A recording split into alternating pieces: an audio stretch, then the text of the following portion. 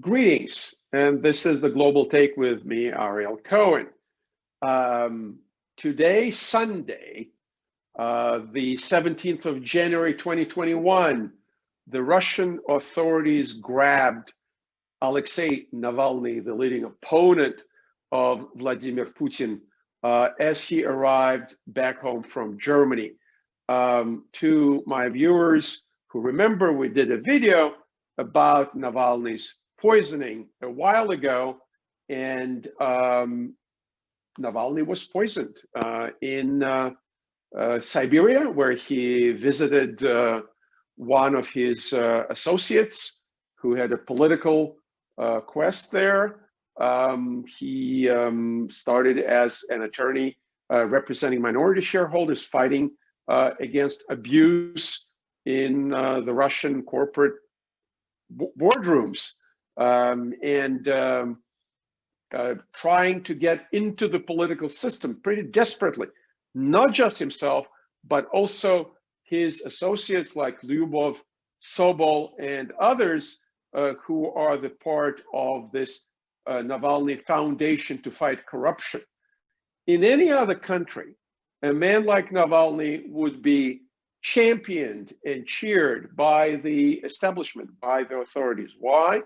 Because with a lot of energy, a lot of great communication skills and legal skills, he is a lawyer, as I said, Navalny was fighting to rout out corruption from the state-owned big Russian corporations like Gazprom, Rosneft, and others. Apparently, he was stepping on too many toes. And this past August, Navalny was poisoned. All the later tests in Germany, Denmark, France, and other countries demonstrated that the substance that he was poisoned with was from the family of organic phosphates, including the Novichok poison or chemical weapon that the Russians developed for the battlefield and then used already to fight opponents like the Skripal father and daughter in the UK. By a miracle and the effort of his wife, Navalny was medevaced to Germany. Somebody sent an actual medevac plane and flying ambulance, and the Russian authorities didn't allow him to get on that plane for a couple of days.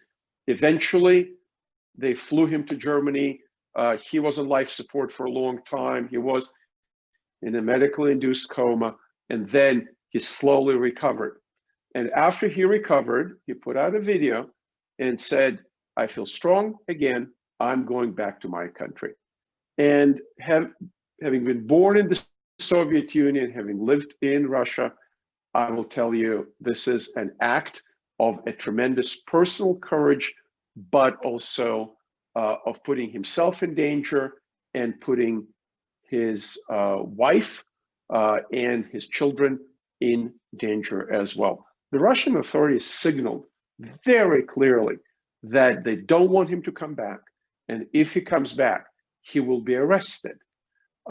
They put out arrest warrants. They converted a suspended sentence that he had for alleged corruption into an actual sentence and issued another warrant for him. They called him for an interrogation on yet another thing. So he has 3 or 4 cases open against him, enough to send him to jail for years. And the Russian authorities do it deliberately, and they do it as Joe Biden is taking the helm of the US foreign policy. And the Biden administration already said that they will be championing human rights much more than his disgraced predecessor, Donald Trump. So this is the first test coming from the Russians vis-a-vis the Biden administration. They're doing it despite the fact that the Russians have a great interest in signing the strategic arms limitation agreement with the United States. And if I were them, I would not want to piss the Americans off. The Russians also know that the Germans took a great interest in the plight of Navalny. They provided medical care, they provided the medevac. They were very supportive. And the Russian pipeline called Nord Stream 2, North Stream 2 in English, Nord Stream in German, is just about to be finished. And the Germans were very careful not to link the treatment of Alexei Navalny with a pipeline. Is this going to change now? I personally don't think so, but remains to be seen.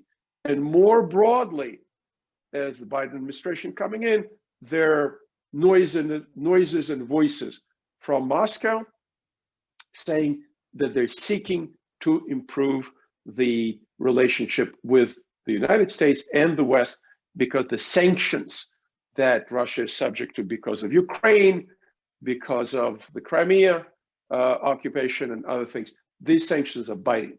So here's the dilemma for the Russians.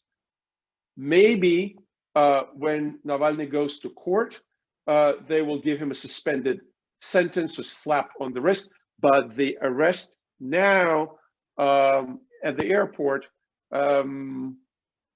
does not signal that. They could have released him and tell him to appear in court at a later date. Instead, they grabbed him and nabbed him and will keep him in jail until the court date. And knowing what we know about Russian courts today, I don't think there's a great chance that the court will let him go. And in any case, this will not be that court's decision.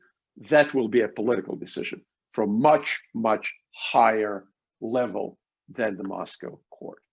So Navalny is trying to fight a massive state machine. He came back from the exile like other politically minded exiles. I'm thinking about Lenin in 1917, very different circumstances. In 17, the Tsarist regime that Lenin fought already collapsed when he came back. And I'm thinking about Alexander Solzhenitsyn, defeated Russian writer who exposed the Gulag, the system of camps under Stalin. He came back after the Soviet Union collapsed and was also celebrated in the post-communist Russia, including by President Vladimir Putin. Navalny goes straight to jail. The massive support does not seem to be materializing. The Russian population is beaten down by COVID, and the law enforcement and the secret police are extremely strong at this point. But he's only 45 years old. He has good 25 years of a political career in front of him, and he is doing all he can to be the leading opponent of the current regime in Russia. I think Russia, in the short term, is paying a price by incarcerating him, and in the long term, it's paying a price by not including basically a Democrat, small d, a corruption fighter, and somebody who would be a center-right politician, my guess, if he were in the West, into the political system, demonstrating yet again the terrible democratic deficit Russia is suffering from now and was suffering for the last 500 years. This was the Global Take. Thank you. Thank you for watching. Please subscribe to get more content like this.